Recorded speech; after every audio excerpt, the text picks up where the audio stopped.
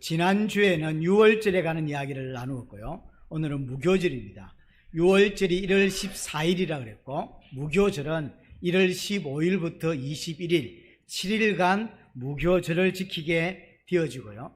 하지만 이 유월절과 무교절은 따로따로의 절기가 아니라 하나로 묶여져 있는, 물론 이제 형식상으로는 7절기의 유월절, 무교절로 나누어지지만 실제로는 함께 드려지는 한 뭉텅이가 되어 있는 절기라고 보시면 되겠습니다.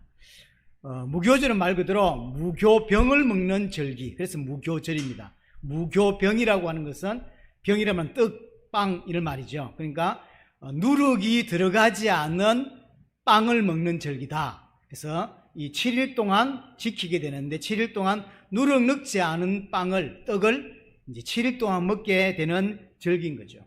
왜 7일 동안 누룩 없는 빵을 먹었냐? 6월절 날 빠져나오는데 누룩을 넣어서 맛있는 빵을 만들 시간이 없었어요. 급하게 나왔죠. 그러니까 누룩 넣지 않은 그런 빵, 시커멓고 딱딱하고 맛있지 않아요. 대신 썩지 않습니다. 오래 갑니다.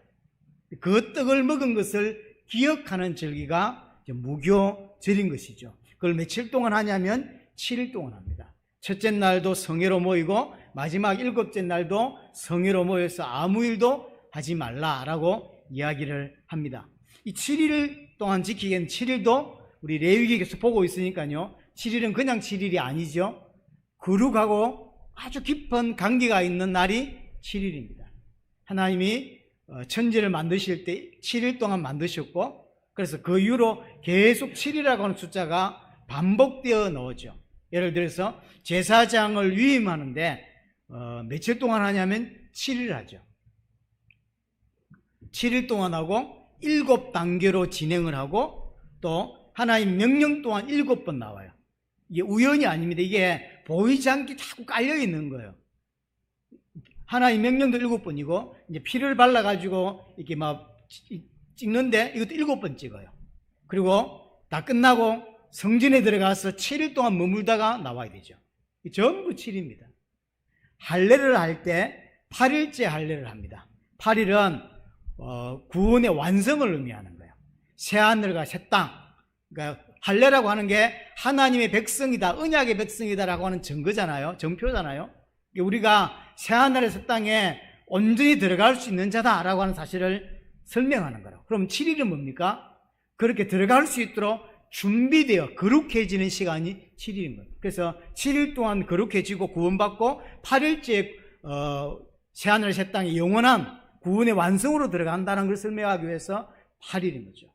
그럼 예수님이 십자가 죽고 부활한 날을 정확히 말하면 언제죠? 안식일 다음 날 8일 날이 되겠죠. 이 전부 다 의미가 있는 거예요. 그래서 7이라고 하는 숫자는 완전수를 의미하는 것이고, 하나님이 하나님의 백성을 온전하게 거룩한 하나님의 백성으로 새하늘과 새 땅에 들어갈 수 있는 자로 만드는 기간을 의미하는 거예요. 그래서 7일 동안 먹는 거죠. 그 앞에서도 봤지만 어떤 부정한 음식, 정한 음식 이런 것도 있고, 어떤 질병이 있는데 이 부정해. 그러면 그 부정한 어떤 질병이 걸렸는데 치유되고 나서 며칠 있어야 정한 자가 되죠? 7일이 있어야 돼요. 대부분이 그렇습니다. 대부분은 어떤 병이 걸렸어요. 이거 부정하다고 하나님 말씀하시면 그 부정한 병이 치유가 돼야 조금 끝이 아니에요. 그 사람 막바로 하나님께 못 나옵니다. 언제 나올 수 있냐면 치유가 되고 오케이, 제사장이 와서 오케이, 치유가 되고 7일 동안 있어야만 하나님께 예배하러 나올 수 있어요. 전부 다 7일 갖다 놨죠. 그 의미가 있는 거죠. 하나님께서 하나님의 백성을 구원하셔가지고 하나님 백성답게 만들어가는 시간, 그게 7일이죠. 신약 요한계시록을 말하면 42개월, 1260일 기억납니까? 그 기간을 말하는 거죠. 자, 그래서 7일 동안 무교절을 지키라. 그 말은 온전히 거룩해진다라고 하는 의미예요. 하나님께서 우리를 온전히 거룩하게 만드신다라고 하는 의미인 것입니다. 자, 무교절은 한마디로 말하면 누룩 없는 떡을 먹는 절기입니다. 이 절기를 통해서 하나님 한 5가지 메시지를 함께 살펴보기를 원합니다. 첫 번째는 누룩 없는 떡을 이제 1년에 한 번씩 무교절로 먹는데 그것도 7일 동안 먹게 되는데 하나님께 주신 첫 번째 메시지가 뭐냐면 절대로 출애굽 사건을 잊지 말라는 거예요. 언제 먹었냐는 거죠. 이 떡을, 이 맛없는 이 누룩 없는 떡을 언제 먹었냐면 6월절 날 구원받아서 나오고 나서 먹었다고. 이게 출애굽 사건을 잊지 마라.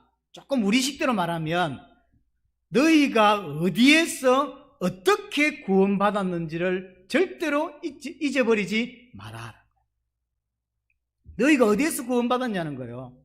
애굽 땅에서 건짐을 받았고 애굽 땅의 왕인 바로의 손에서 건짐을 받았고 해방받아 나왔죠.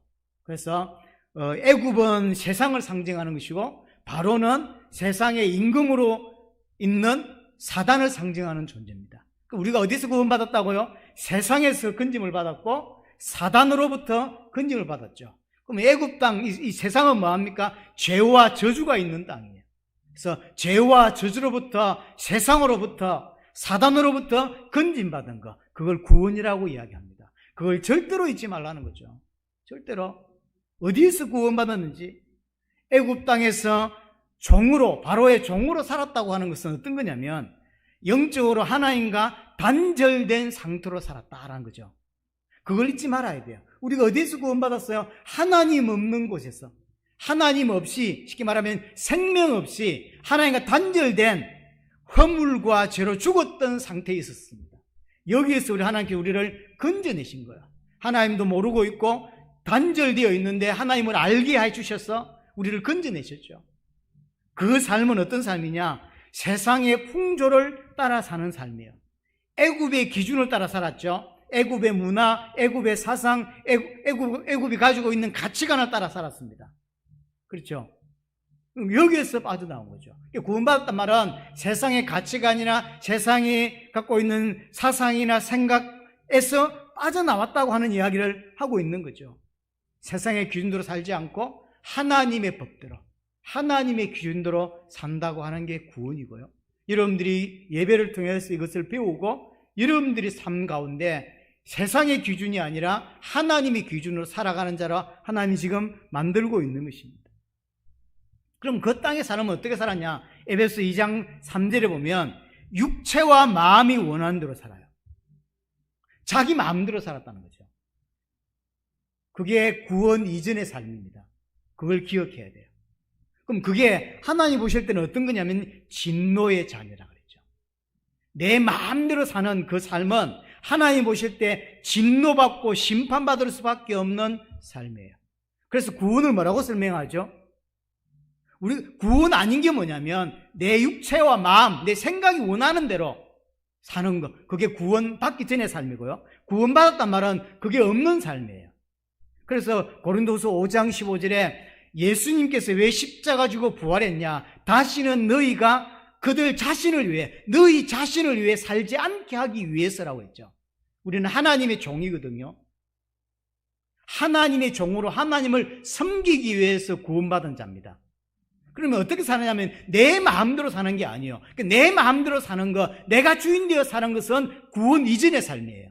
구원받은 자는 절대로 그렇게 살지 않는다는 거죠. 그래서 바울이 로마서 14장에서 이야기하지 않습니까? 우리 중에 자기를 위해 사는 자가 없고 우리 중에 자기를 위해 죽는 자가 없다. 죽어도 주를 위해, 살아도 주를 위해. 그게 구원받은 자의 삶이에요. 무엇을 먹든지 다 하나님의 영광을 위해 산다고 하죠. 구원받은 자는 그렇게 사는 거예요. 구원 안 받았다고 하는 것은 내가 주인인 것처럼, 사실은 그게 내가 주인이 아니라 사단이 주인이요. 하지만 느낌은 어떻게 사는 거냐면 내 마음대로 사는 거예요. 거기에서 건진받아서, 사단에서 건진받아서 하나님의 자녀가 되었다고 하는 것은 나를 위해 살지 않고 나를 위해 죽으신 예수 그리스도를 위해서 예수 그리스도를 섬기며 예수 그리스도를 왕으로 주인으로 모시고 사는 삶이 예수 믿는 삶이에요. 그래서 여러분들 깊이 이걸 지식으로 이해하지 말고 자기 것으로 받아들여야 돼요. 나는 지금도 내 인생이 내가 주인인지 아니면 하나님이 주인인지. 기억하셔야 돼요. 하나님이 내 인생의 주인이야. 구원. 여전히 내가 주인이다. 하지만 그 사람은 사실은 구원을 이해 못한 거예요. 구원받은지 안 받는지는 모르겠고요. 내가 내 마음대로 안 산다니까요. 그래서 그걸 예수님이 뭐라고 표현하냐면 나를 부인하고 자기 십자가를 진다라고 표현하죠. 그게 예수 믿는 거라고. 주는 그리스도시요 살아계신 하나님의 아들이십니다라고 베드로가 고백하니까, 그렇다면 진짜 네가 나를 그리스도로 구세주로 구원자로 믿어? 하나님으로 믿는 거야? 그렇다면 너는 이렇게 살아야 돼 라고 해주신 말씀이 마태복음 16장 24절이에요. 자기를 부인하고 자기 십자가를 지고. 그게 구원받은 것이죠.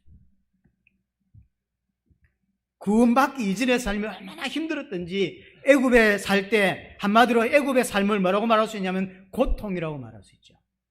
고통. 그래서 어떻게 했냐면 엄청난 노동의 강도가 있었죠. 너무 힘들었던 거죠.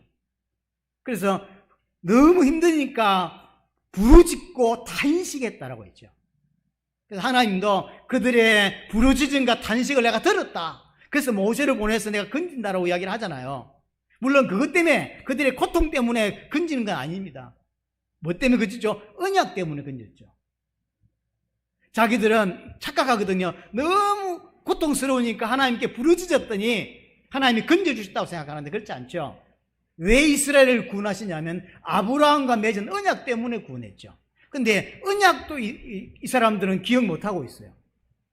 우리 조상 아브라함과 이삭과 야곱이 맺었던 그 언약 때문에 내가 구원받는 거다, 기억 못하고 있어요. 누가 기억하냐면 하나님이 기억해요. 우리는 기억을 못하고. 그렇죠. 그래서 그 하나님 떠나 있는 그 삶이 어떤 삶이냐면 수고하고 무거운 짐을 지고 사는 삶과 동일한 삶이죠. 너무 힘든 거예요. 마치 예수님 표현한 대로 목자 없는 양 같고, 그래서 고생하고 유리하고 방황하는 삶. 그게 구원받기 이전의 삶이에요. 뭔가 인생을 목표로 두고 달려가는데 여전히 목자 없는 양과 같은 모습이고, 그래서 고생할 수밖에 없고 유리방황하는 거예요. 이걸 창세기 1장 이전에 처음부터 이야기하죠. 창조 이야기인데 창조 이전에 뭔가가 있는 것처럼 설명하잖아요. 혼돈과 공허와 흑암 가운데 기품이 있었고 거기에서 창조가 시작되거든요. 창조란 건 아무것도 없는 곳에서 되는 거 아닌가요? 그러니까 창조를 설명하려고 하는 게 아니라 구원을 설명하려고 하는 거죠. 우리의 구원이 어디에서 건진받은 구원이냐면 흑암과 혼돈과 공허 같은 세상 속에서 건진받았다는 거예요. 그러니까 하나님 못 만난 인생은 어떤 거냐면 흑암과 혼돈과 공허 같은 인생을 살 수밖에 없는 거예요. 뭔가 어둡죠. 흑암. 다 이루는데 여전히 허무하고 공허하죠. 적으면 난 행복할 것 같다고 했는데 가보니까 안 행복한 거죠. 왜 그렇죠? 하나님 안에서 살아야 되는 인생이 하나님을 떠났기 때문이죠. 마치 어린아이가 부모를 잃어버린 것과 같은 똑같은 거죠. 부모를 잃어버렸는데, 그러니까 누군가 밥을 줘도 안 행복해요. 어린아이는 부모가 또 부모의 품이 필요했던 거죠. 똑같습니다. 하나님이 여기에서 우리를 건지셨다. 그게 구원이죠. 세상의 죄로부터, 그게 저주로부터, 사단으로부터 건져낸 거, 그걸 구원이라고 합니다. 그 구원을 절대로 잊지 마라. 그게 무교절이에요. 근데 금방 잊어버리죠. 왜 금방 잊어버릴까요? 현실 때문에. 이스라엘 백성이 강야로 빠져나갔습니다. 근데 강야의 삶이 마치 애굽의 삶보다 더 힘들게 느끼신다고. 애굽의 삶이 얼마나 힘들었냐면 울부짖고 부르짖고 탄식했죠. 너무 고통스러운 삶이었다고. 근데 거기서 빠져나왔잖아요. 그러면 아무리 큰 어려움과 고통이라도 애굽보다 못하겠지. 그런데 그렇게 생각한다 안 한다? 생각 안 해요. 어떻게 생각하죠? 지금이 더 힘든 거예요. 애굽에서 빠져나와서 강약길을 걸어가고 있는 이 삶이 애굽의 삶보다 훨씬 힘들어 보이는 거죠. 해방받아 나왔는데 해방 안 받을 때보다 힘들게 느껴진다니까요. 그게 사람이에요. 그게 사람. 사람이 좀 어려울 때 도움을 주면 너무 감사하다고 하죠. 1년 지나면 그 감사가 안 나와요. 그 정도 감사한 일인가? 이렇게 생각이 들어요. 사람이 은혜를 잊어버리게 돼 있어요. 사람을 도와보면 도움받은 사람이 처음엔 감사하다고 하죠. 근데 시간 지나면 진짜 감사를 기억하냐면 기억 못합니다. 그렇게 된 거예요. 그러면 이 사람들이 애굽이 더 좋다 이런 생각이 든다고. 그래서 어느 정도 생각했냐면 애굽으로 돌아가자 그렇게 생각하죠. 그럼 진짜 애굽이 더 좋았을까요? 아니죠. 애굽은 하나님의 진노와 하나님의 심판이 있는 땅이에요. 애굽에 산다고 하는 것은 지옥 같은 삶이거든. 그렇죠. 근데 그 의미를 알면 거기서 빠져나왔구나. 난 여기서 죽더라도 빠져나온 것에 감사하겠죠. 근데 인간은 그렇다 안 그렇다? 안 그렇다. 왜요? 그게 인간의 죄성이에요. 그게 죽을 것 같았어. 그래서 하나님 건져냈더니 너무 할렐루야야. 근데 시간이 지나니까 지금 현재의 삶이 애굽의 삶보다 훨씬 힘들게 느껴진다고. 그러니까 자꾸 돌아가자는 거예요. 생각해 보니까 그때는 가마 곁에서 국물도 더 먹고 부추도 먹고 마늘도 먹었다는 거예요. 근데 지금은 마늘도 못 먹지 부추도 없지. 너무 힘들다는 거예요. 그게 인간의 죄성이에요. 그래서 뭐만 나오냐면요, 원망과 불평만 나와요. 감사가 나와야 될 것 같은데 그렇지 않아요. 처음에 구원을 받았죠. 교회를 다니죠. 너무 감사하다. 하나님이 진짜 계시는구나. 너무 감사하다. 하나님 믿게 돼서 너무 좋다. 이랬는데 시간이 지나니까 감사가 어디 가도 없어요. 지금이 너무 힘든 거예요. 하나님 살아계신데 왜 이랬습니까? 이렇게 나오는 거예요. 그게 인간의 죄성입니다. 인간은 어떤 존재냐? 하나님이 베풀어 주신 은혜와 사랑을 금방 잊어버리는 자예요. 그래서 영원히 잊지 마라. 그래서 주신 게 무교절 절기라고. 구원받았는데 구원을 잘 모르고 또는 구원을 알았다가도 금방 잊어버렸어요. 어디에서 구원받았고 어떻게 구원받았습니까? 애굽에서 건짐을 받은 것이고 사단에서 건짐받은 것이고 저주에서 하나님의 심판에서부터 건짐받은 건데 그걸 잊어버려요. 그리고 어떻게 구원받았습니까? 보혈로, 어린 양의 피로 말미암아 예수 그리스도의 보혈로 구원받은 것인데 이걸 다 잊어버리는 거죠. 왜 구원받았습니까? 하나님을 섬기게 하기 위해서, 하나님을 예배할 수 있는 자를 만들기 위해서 우리를 구원하셨죠. 이것을 영원히 잊지 마라. 이게 첫 번째. 그래서 무교절 빵을 먹는 절기가 되는 거죠. 자, 두 번째입니다. 성경에서 누룩은 두 가지 의미를, 상충되는 두 가지 의미를 다 가지고 있습니다. 긍정적인 의미도 있고요, 부정적인 의미도 있습니다. 두 번째는 긍정적인 의미로서의 누룩에 대한 메시지입니다. 자, 누룩, 특별히 마태복음 13장 33절에 보면 얼마 전에 우리가 살펴봤는데요, 누룩 비유에 관해서 살펴봤죠. 겨자씨 비유, 누룩 비유가 함께 나오는데 같은 이야기입니다. 천국은 마치 여자가 가루 서말 속에 넣어서 전부 부풀게 한 누룩과 같다 그랬죠. 뭐가요? 천국이. 그래서 누룩 비유는 천국 비유입니다. 다른 말로 복음 비유예요. 복음이라고 하는 것은, 하나님의 나라라고 하는 것은 어떤 한 여자가 서말 속에, 가루 서말, 밀가루 서말, 서말이 양이 얼마나 그랬죠? 40리터. 사람이 200명이 먹을 수 있는, 동시에 먹을 수 있는 양이요. 거기다가 누룩을 한 줌 넣은 거라고. 그러면 처음에는 아무 변화가 안 일어나죠. 또 넣었다가 뺄래. 그래서 그러면 뒤집으면 뺄 수 있습니까? 없어요. 누룩을 넣었는데 섞어 놓으니까 밀가루와 누룩이 구별이 안 가요. 찾아내기 힘들어요. 그만큼 소량으로 들어갔으면 그러면 금방 변화가 일어나냐? 변화가 안 일어나요. 시간 지났는데 변화가 안 일어나요. 마치 불신자와 똑같아. 구원받았는데 불신자 같아요. 하지만 시간이 지나서 이걸 구들막에다 넣어놨더니 아침에 일어났더니 이만큼 부풀어 있는 거예요. 그렇죠? 두 가지 이야기를 하는 거죠. 하나는 언익성. 천국은 뭐와 같다? 복음은 뭐와 같다? 보이지 않는 언익성. 아무 가치 없어 보이죠. 눈에 띄지도 않아요. 변화가 안 일어나는 것 같아요. 하지만 시간이 지나니까 전체를 부풀게 하죠. 밀가루 전체가 다 부풀어 버리죠. 그와 같다라고 이야기를 하는 거죠. 그래서 누룩은 천국 비유인데 결국은 이 누룩은 천국을, 하나님 나라를 이야기하는 것이고, 조금 더 우리한테 맞게 설명하면 복음을 이야기하는 것입니다. 누룩을 연 여자는 누구죠? 교회입니다. 교회를 통하여 복음이 어떤 사람에게 들어가게 되었을 때 처음에는 아무런 변화가 일어나지 않는 것처럼 보여요. 교회 다니는데 불신자하고 다름이 없어 보입니다. 하지만 진짜 누룩이 들어갔다면, 시간 지나면 그 누룩을 받은 자, 복음을 받은 자는 그 사람 인생 전체가 변화되는 거죠. 누룩이 들어갔다면. 그래서 교회는 두 종류가 다 있습니다. 누룩이 들어간 성도가 있어요. 복음이 진짜 그 영혼 속에 들어간 사람이 있고, 안 들어간 성도가 있어요. 안 들어갔다는 이야기는 무슨 말이죠? 구원 못 받았다는 이야기죠. 하지만 구원받은, 누룩이 진짜 들어간 성도는 시간 지나면 다 바뀝니다. 그렇죠? 그래서 무교절 날 이걸 기억하라는 거예요.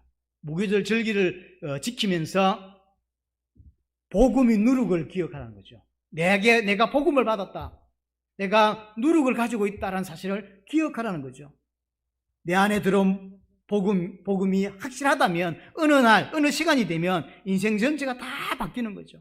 처음에는 잘 안 바뀝니다. 하지만 시간이 지나면서 점점 변화되고 모든 삶 전체로 다 퍼집니다. 1분만 변화되는 게 아닙니다. 가루 스말 속에 넣은 그 누룩은 1분만 부풀게 하는 게 아니라 전체를 다 부풀게 합니다. 그렇죠? 여러분 인생 자체가 바뀌게 만든단 말이에요. 가치관이 바뀝니다. 세상을 보는 눈이 바뀝니다.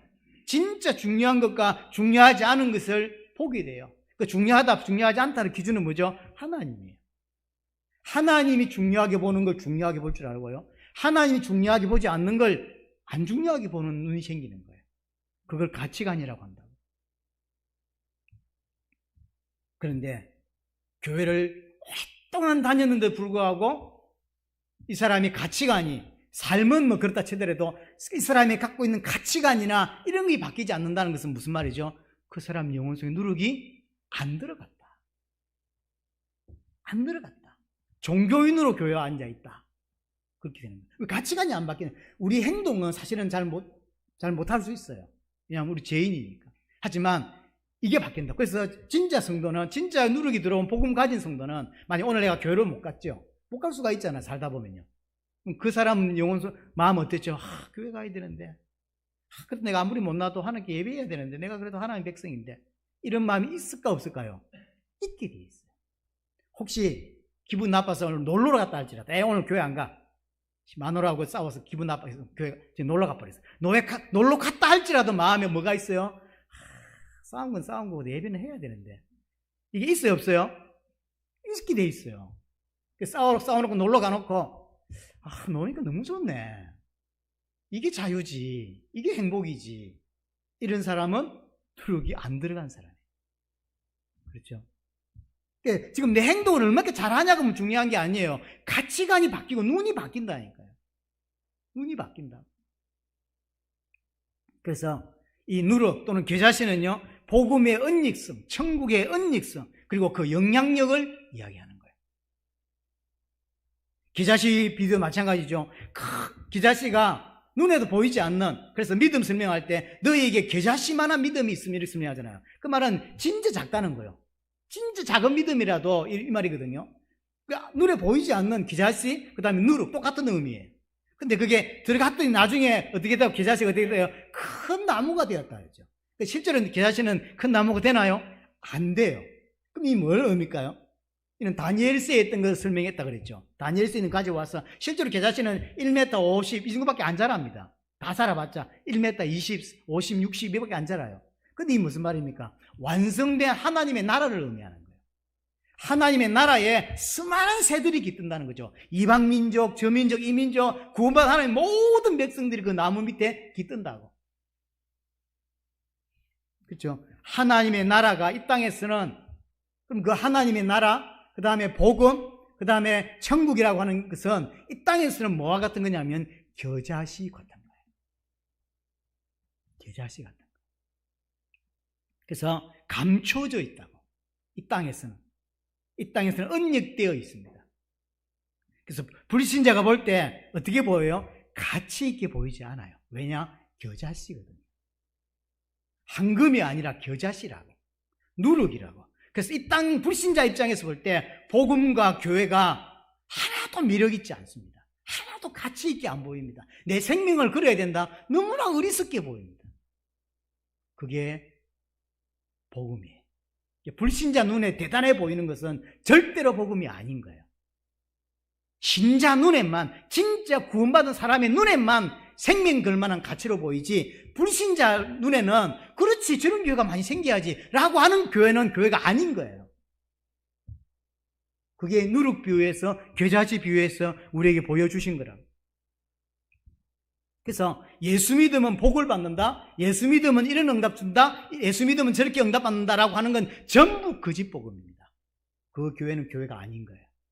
왜냐하면 불신자 눈에는 절대로 복음이 은닉되어 있다니까요.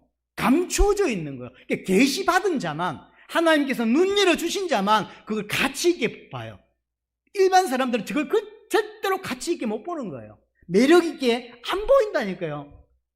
일주일에 한 번씩 시간 내서 교회 올 만한 가치가 있냐? 없게 보인다고. 하지만 어떤 일이 있어도 난 교회 예배 가야 돼 라고 하는 믿음이 왜 그런 사람 마음이 생겼냐, 생각이 생겼냐면 그게 계시예요. 그게 누룩이 들어왔기 때문에, 그게 겨자씨가 내에 들어왔기 때문에. 근데 그게 안 들어오니까 별로 그런 개념이 없죠. 그렇게 가치 있지 안 보이지 않나요? 불신자 눈에는 절대로 교회가 가치 있게 안 보입니다. 복음이 가치 있게 안 보입니다. 교육자들이 가치 있게 안 보인다니까요. 그래서 타락한 교회는 뭐냐면 예수님을 통해서 육신적인 복을 받자라고 이야기하는 교회가 타락한 교회고, 그건 교회가 아닌 거예요. 하지만 진짜 복음이 진짜 성도들에게 들어가면 그 가치관이 다 바뀌는 거예요. 자, 세 번째. 두 번째가 긍정적인 의미였다면 세 번째는 부정적인 의미입니다. 자, 고린도전서 5장을 한번 보겠습니다. 고린도전서 5장을 한번 보시면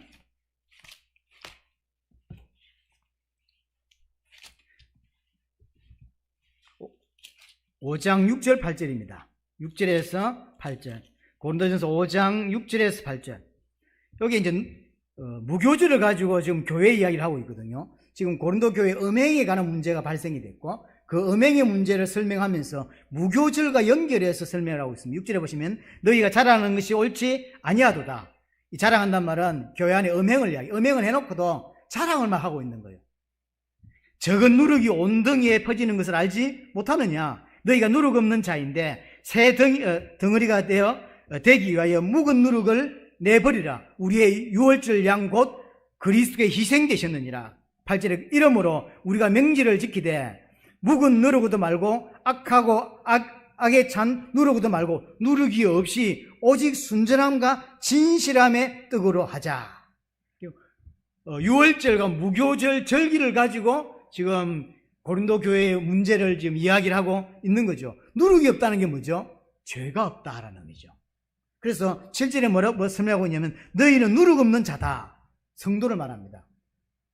죄성이 가지고 있지만 하나님 입장에서 예수 그리스도로 덮었기 때문에, 보혈로 덮었기 때문에 죄가 없이 보인다고. 그래서 누룩 없는 자라는 이야기는 성도를 말합니다. 하나님의 백성을 말하는 거죠. 하지만 그 누룩 없는 곳에 누룩이 들어온 거예요. 들어오면 어찌죠? 온 덩어리에 누룩은 전체에 영향을 준다고 그랬죠. 죄 하나가 교회 안으로 들어왔는데 이 죄 하나가 전체를 휩쓸어 버리는 거예요. 교회를 다 무너지게 만든다. 근데 이 누룩이 계속 공격을 한다는 거, 침투를 계속 한다는 거죠. 그래서 어때라? 묵은 누룩을 내버리라. 7절에 이야기를 하죠. 묵은 누룩이 뭘까요? 이 율법을 말해요. 바리새인들의 율법. 마태복음 16장 6절에 보면 상가 바리새인들과 사두개인들의 누룩을 주의하라. 이렇게 하겠죠. 그래서 율법, 쉽게 말해 율법으로 구원받겠다고 하는 율법주의를 이야기를 하는 것입니다. 분명히 율법은 좋은 것입니다. 하지만 생명 얻을 수 있는 건 아닙니다. 그렇죠? 생명 얻을 수 있는 건 아니에요. 묵은 누룩은 생명의 떡이 아니에요. 생명의 떡은 누룩 없는 예수 그리스도를 이야기하는 거예요. 그렇죠? 그래서 부정적인 의미, 긍정적인 의미가 다 있습니다. 자, 근데 이게 의미가 있는 게 뭐냐면 현실에서 누룩을 넣지 않은 빵이 맛있습니까? 누룩 넣은 빵이 맛있습니까? 누룩 넣은 빵 맛있습니다. 파리바게트에서 만약에 누룩 넣지 않은 빵과 누룩 넣은 빵을 하면 여러분들 100% 누룩 넣은 거 사게 돼 있어요. 누룩 넣지 않은 건 딱딱하고 맛이 없어요. 그렇죠? 이게 신앙생활이 똑같아요. 그래서 이거 누룩으로 설명하는 거예요. 진짜 신앙생활은 불신자가 볼 때 진짜 성도가 있어. 하나님을 사랑하는 이 사람은 불신자가 볼 때 가치 있고 매력 있게 보인다 안 보인다? 안 보인다. 이게 똑같아요. 구원을 설명할 때 누룩을 설명하고 구원받은 하나님의 백성이 이 땅의 삶이 불신자가 볼 때 똑같은 거예요. 하지만 누룩 넣지 않은 걸 하나님은 좋아하시는. 그렇죠? 불신자들이 볼 때 세상이 더 멋있어 보일까요? 교회가 멋있어 보일까요? 세상이죠. 불신자가 볼 때 머스크? 그 돈 많은 친구 있잖아요. 그런 사람이 대단하고 위대해 보일까요? 교회 목사가 더 중요하게 보일까요? 많아나 많아죠. 목사 그 1000명이 있어 많아. 10,000명 있어나 많아. 그 일론 머스크 한 사람도 못하고 이렇게 보인다고. 하지만 하나님 눈에는 일론 머스크가 중요합니까? 목사가 중요합니까? 목사가 중요하다고. 이게 구원받은 자의 눈과 구원받지 못한 자의 눈 차이인 거예요. 그러니까 하나님은 누가 더 중요하게 보입니까? 일론 머스크가 아니란 말이에요. 그 양반이 신자인지 안 신자인지는 잘 모르겠는데 복음 가진 목사, 복음 가진 성도, 복음 가진 교회 하나님 보실 때는 이 지구보다 귀중하게 보는 거예요. 그럴 수밖에 없는 거 아닌가요? 그거 하려고 당신의 아들을 십자가 못 박아 죽였단 말이에요. 네, 하지만 불신자의 눈에는 절대로 누룩 없는 떡이 멋있어 보이지 않습니다. 맛있지 않습니다. 매주마다 시커먼 가방 들고 교회 가는 거 멋있어 보이지 않아요. 시간 될 때마다 기도하고 말씀 듣고 성경 읽는 거 멋있어 보일까요? 절대로. 벌은 돈을 가지고 교회 헌금하고 그게 멋있어 보일까요? 절대로 안 멋있어 보인다고. 하지만 그 삶이 하나님 보실 때 가장 멋있는 삶이고 그걸 좋아한다고. 하나님은 누룩 없는 떡을 좋아한다. 그렇죠? 우리 갈라디아서 5장 그 뒤에 하나 더 보겠습니다. 갈라디아서 5장을 보시면 6절에서 9절입니다. 6절에 보면 그리스도 예수 안에서는 할례나 무할례나 효력이 없으되 사랑으로서 역사하는 믿음뿐이니라. 지금 교회 안에 갈라디아 교회 안에 지금 문제 하나가 발생했는데 그게 뭐냐면 네가 구원을 받았다 할지라도 쉽게 말하면 예수를 믿는다 할지라도 할례는 반드시 해야 돼 라고 주장하는 사람들이 교회 안에 들어오게 된 거예요. 그러니까 바울이 말하는 거죠. 할례나 무할례나 아무런 상관이 없다. 할례 받아야 구원받고 할례 안 받으면 구원 못 받냐? 그렇지? 아무 구원하고 아무 상관이 없는 거다 라고 이야기하는 거죠. 근데 그런 사람들이 들어온 거죠. 실제로 너희가 다름질을 잘하더니 누가 너희를 막아 진리를 순종하지 못하게 하느냐. 이런 이상한 사람들이 들어온 거예요. 네가 진짜 예수 믿어 그랬다 할지라도 할례는 해야 돼 라고 하는 거죠. 네가 진짜 예수 믿어 율법 지켜. 그런 사람들이 나오게 된 거죠. 그래서 바울이 강하게 이야기한 거예요. 다른 복음이 들어왔다고. 그래서 갈라디아 1장에 다른 복음 이야기부터 하는 거죠. 그러니까 예수 플러스 다른 걸 덧붙이면 그게 다른 복음이라는 거예요. 그래서 오직 예수로만 하나님 만날 수 있다. 그게 복음인데 거기다가 자꾸 딴 이야기를 하는 거예요. 맞아. 예수 믿어야만 구원받아. 하지만 할례도 해야 돼. 이런 거죠. 예수 플러스 다른 걸 자꾸 덧붙이는 게 다른 복음이에요. 진짜 복음은 그 어떤 것도 복음에 섞이면 안 되는 것입니다. 그래서 무교절로 생각해야 될 부정적인, 누룩의 부정적인 부분. 누룩은 다른 게 섞이면 안 된단 말이에요. 그렇죠? 죄가 섞이면 안 된단 말이에요.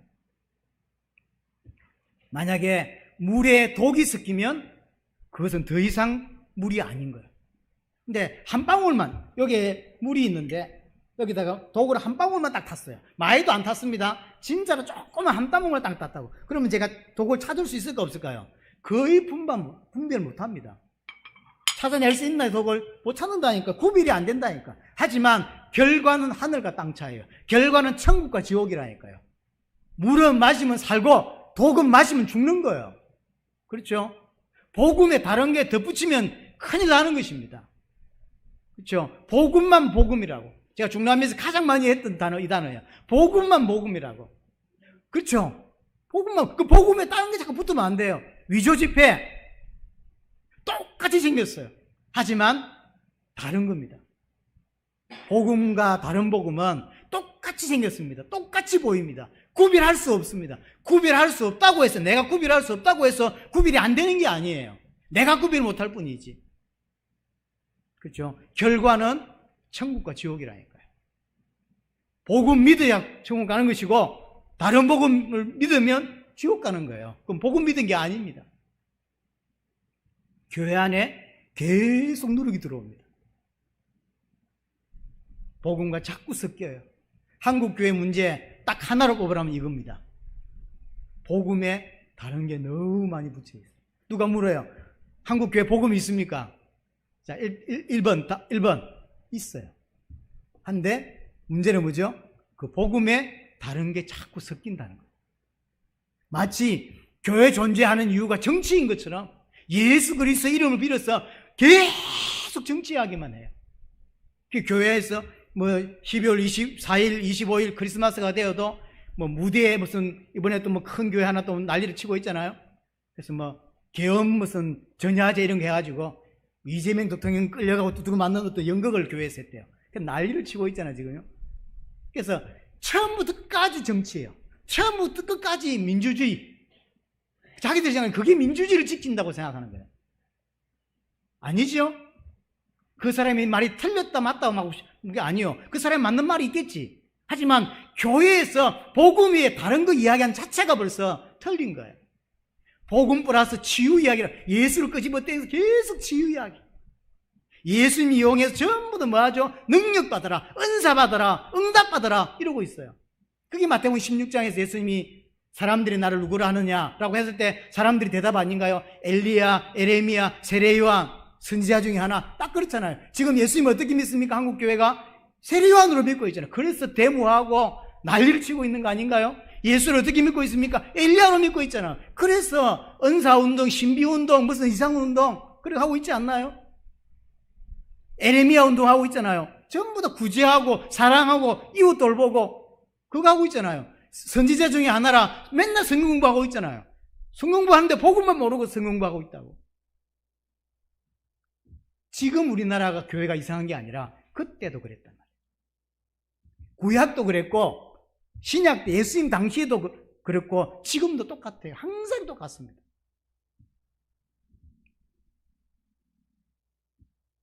하지만 시대마다 누룩 들어간 빵을 원해요. 좀 바꿔서 설명하면 복음보다 교회가 다른 걸 더 원해요.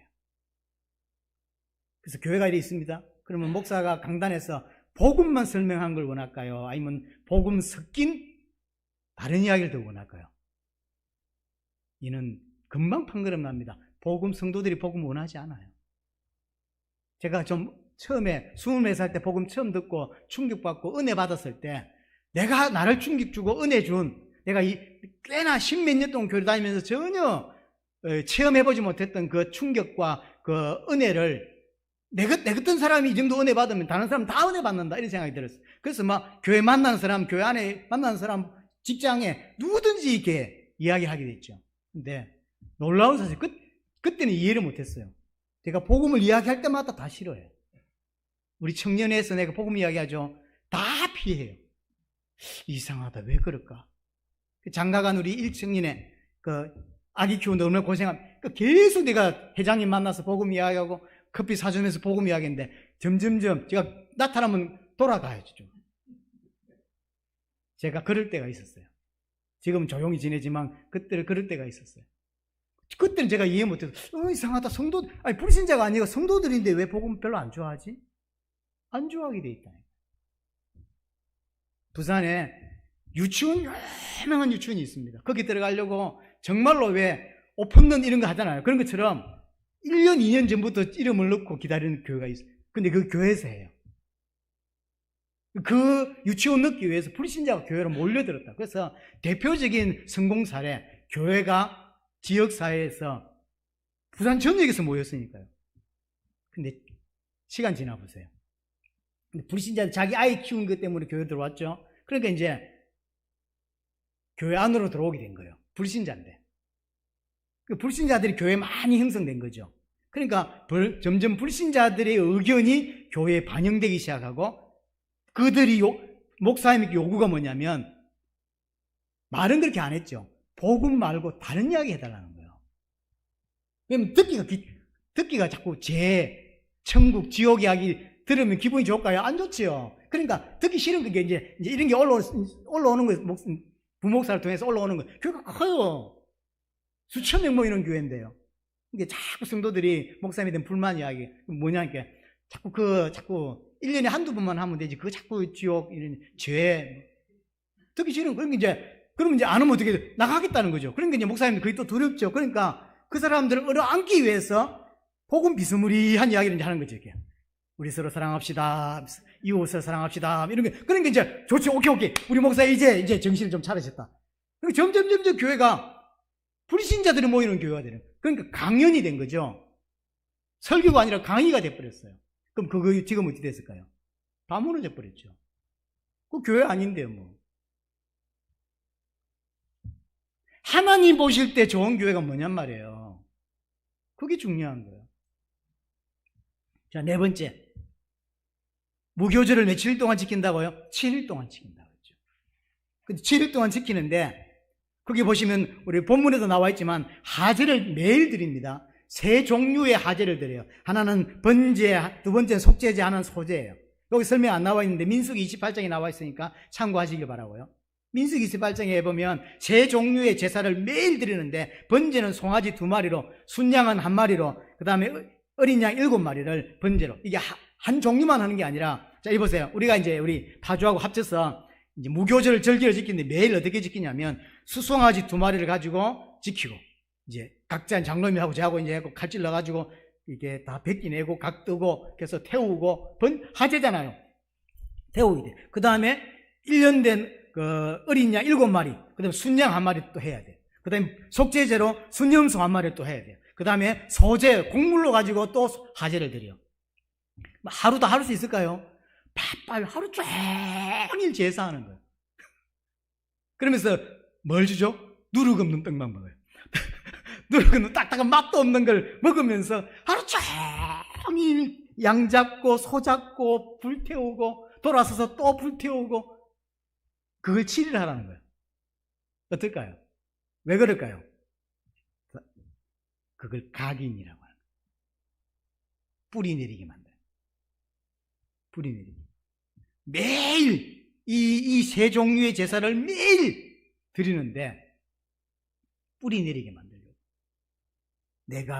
이게 태워지는 이 제물이 누구죠? 납니다. 내가 이렇게 완전히 태워져 버려야 돼요. 내 안에 하나님 필요 없다고 하는 생각과 죄성과 이 많은 잘못된 생각들을 다 태워버리죠. 속죄제, 예수 그리스도의 속죄로 내가 구원받은 거죠. 이걸 기억하는 거죠. 소제, 하나님과의 관계 형성이거든요. 관계를 회복하는 게 소제예요. 그걸 7일 동안 매일 맛없는 떡 먹으면서 하는 거예요. 왜 해라? 각인시키려고. 각인시키려고. 마지막 5번째. 누룩 없는 떡을 먹는 게 핵심이잖아요. 무교절은. 그럼 누룩 없는 떡은 뭘 이야기하는 겁니까? 궁극적으로는 예수 그리스도를 의미하는 거죠.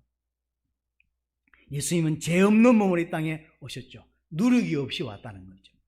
또 죄 없는 상태로 이 땅에 사셨습니다. 누룩 없는 삶을 사셨다는 거죠.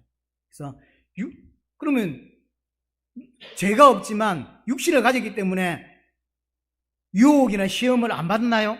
우리가 똑같은 유혹과 생각과 시험을 받습니다. 하지만 그 시험과 여러 가지 일을 단 한 번도 자기 자신을 위해서 능력을 사용하지 않으셨어요. 쉽게 말하면 자기 마음대로 단 한 번도 사시지 않았어요. 어떻게 살았죠? 오직 아버지 하나님의 뜻대로만 살았다고. 이 모습이 앞으로 천국에서 우리의 모습이 되는 거예요. 그렇죠? 많은 유혹, 물론 그 땅에서는 유혹이 없습니다. 하지만 예수님 땅에서 유혹을 받죠. 왜? 인간이 다 유혹을 받으니까, 시험을 받으니까. 그래서 예수님도 시험을 당하지만 한 번도 자기를 위해서 능력을 쓰지 않아요. 자기 마음대로 살지 않죠. 오직 하나님을 위해서. 왜? 자기 자신을 위해서 능력을 사용하는 것 자체가 벌써 죄예요. 왜냐? 자기를 위해 사는 게 뭐라고요? 창세기 3장 사건이라고.